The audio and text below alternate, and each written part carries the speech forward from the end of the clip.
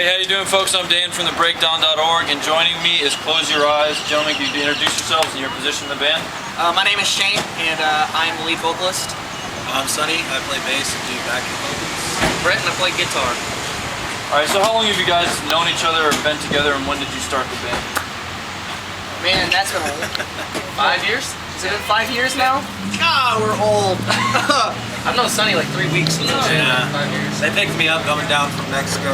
And, they asked me if I wanted to play bass, and I was just like, I guess, dude. Of course. All Alright, so you guys just signed to Victory Records. Talk a little bit about how it is being a local band and what it takes to get signed onto a label and that process of ups and downs of it. A lot of work. Lots of work. It's one of those things. You just have to be really in the right spot at the right time. But the only place that, the only way that you're gonna get there is by putting in that work and putting in, just the extra hours that it takes. Just putting your name out there. You're just sending demos to people, or doing shows, or are you Lots of shows. contacting people? Lots of shows. Getting out there. Made a lot of content. We didn't do much demo sending. They actually found us on a festival flyer, and so they contacted us for that. We didn't contact Victory. They got a hold of you. If that's your goal as an unsigned band, is to get signed, once you get signed, what are some of the goals that you have now? Is playing with certain people, or is there certain tours you want to be on, certain venues you want to play at, or do you have personal goals? I think right now, me personally, the goal that I have for myself is it's just to remember to be grounded. Right. Not to forget where I came from. I mean, yes, we've reached kind of like this point as a band, of doing something that is amazing, and it's taken a lot of hard work and a lot of that to get here.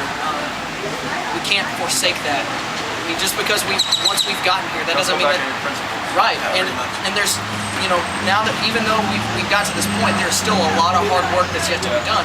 I mean, just because we've got our names on a dotted line, I mean, it doesn't mean that we get to slack off and that everything's just now going to be handed to us on a platter. Like a lot of people think that. Like I get that a lot from family and friends. Like, oh, you made it. You're signed. Oh, you must have millions of dollars. It's like, dude, we're nowhere. No, dude, not at all. It's like okay. It's like getting signed.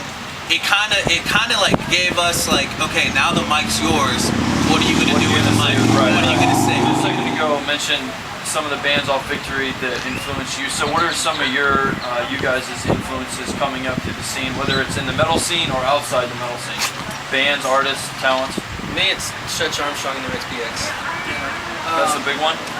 I listen to a lot of Comeback Kid. I listen to a lot of. I've started listening just over the past couple of years to a lot of just punk hardcore, like old school punk hardcore. Really getting into old school punk like Suicide Machines and Tendencies and stuff like that. Really, thanks to these two guys. I personally didn't grow up listening to punk. I hated punk growing up.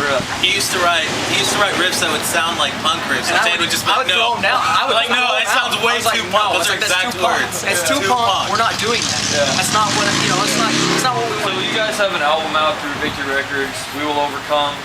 Talk a little bit about the inspiration and the lyrics and the music and everything that you're trying to get across to your fans. The message, if there is one on the record, that you want them to hear.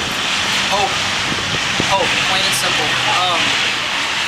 I personally, especially over the past couple years, I've been noticing that in my own life, that a lot of the things that come your way as far as experiences and things that you have, it kind of comes in cycles. You have like your moments where you feel like you're just on top of the world, and then you've got those moments where you feel like you're down in the valley and there's no chance of getting out. The one thing that I really feel like we can't forsake as people, as human beings, is the fact that just the fact that we're breathing and that I can take in a breath, there is a reason for me to put my foot out and take another step. And there's always that purpose. Even whenever it seems like there's nothing else, as far as looking for something to just get you going during the day.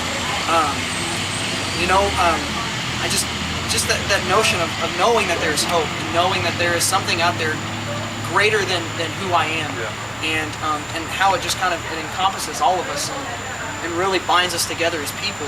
So when you guys are on the road and you've talked about your beliefs and sticking true to who you are, as musicians, are you consistently writing new music? Are you looking for new things? Are you picking around with things? Are you writing lyrics? Or is it more of, all right, we're going to go to the studio in however many months, so when we get there, we'll write a bunch of stuff?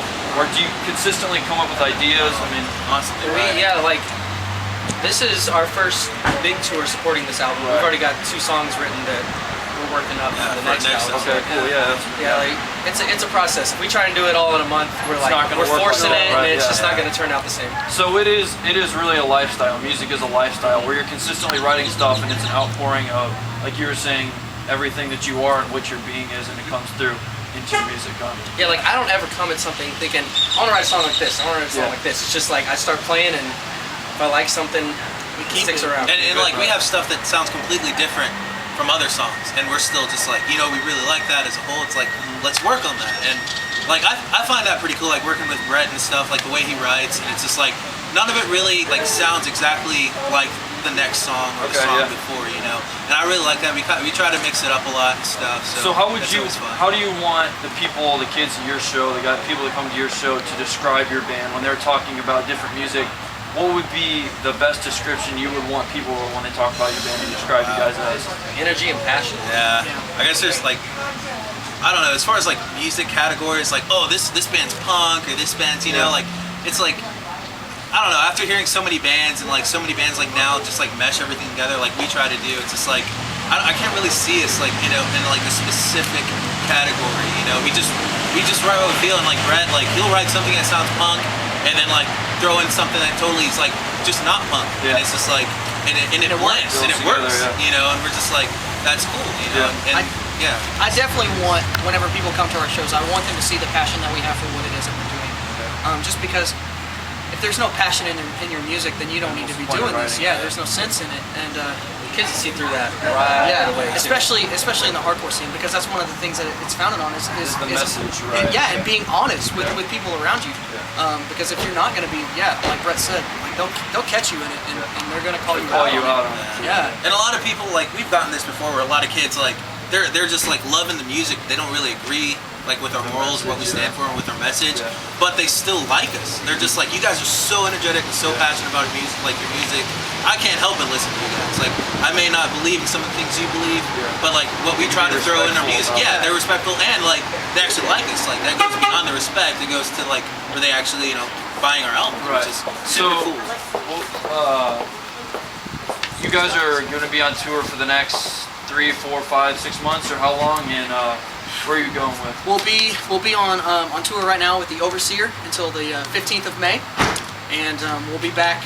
We'll go home for about a week, and then we'll go back out on the road with It Prevails, starting up probably around the 27th. We'll start working our way up to Denver, and our first show with It Prevails will be in Denver on the 30th, and then it'll be a full U.S. tour. With them, we'll be gone for 53 days. Cool, man. Well, best of luck to you guys. We appreciate you stopping by. I'm Dan from TheBreakdown.org. This is Close Your Eyes. Like you just said, they're going to be out on tour for the next several months. Make sure to check them out. You guys have a good time. We'll see you next time. Peace. Peace.